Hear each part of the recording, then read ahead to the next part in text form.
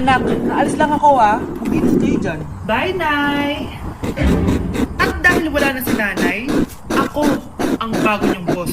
Kaya sundin yung mga inuutos ko, ha? Okay, ikaw na magugusto ng mga plato doon, ha? Wow, lakas magutos, Aba, nagrereklamo ka ba? Rihanna, walisin mo yung mga kalat dito. Pwede ikaw naman. Walisin ko mukha mo, eh.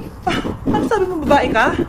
O ikaw, Miguel, kung gumawa ng assignment ko, ha? Ang lala ng babaeng to. Sa bobo ko papagawa ng assignment. Matutulog lang ako, Dapat pagkagising ko, tapos na lahat yan, Nakakainis si ate. Sobrang tamad na. Dami pang inuutos. Ano magagawa natin?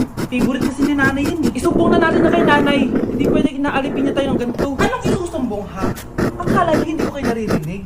Magtrabaho kayo doon! Tama na, ate! Sawang-sawa na kami! Puro kautos! Malinaw naman sa inyo, di ba? Na pag wala si nanay, ako ang boss. Sinong boss? Ha? Wala, nay. Actually, kakatapos ko lang maglinis ng bahay, sinungaling. Scarlett, huwag mo na ako lokohin.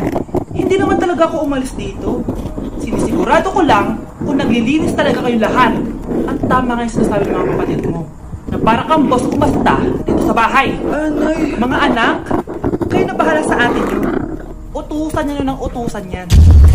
Ate, ikaw na magugas ng mga plato dun. Eto na. Pagkatapos mo dyan, ate, maglaba ka, ha? Oo, sige. Pagkatapos mo maglaba, gawin mo yung project ko, ha? Sige, boss. Lahat ng utos nyo gagawin ko.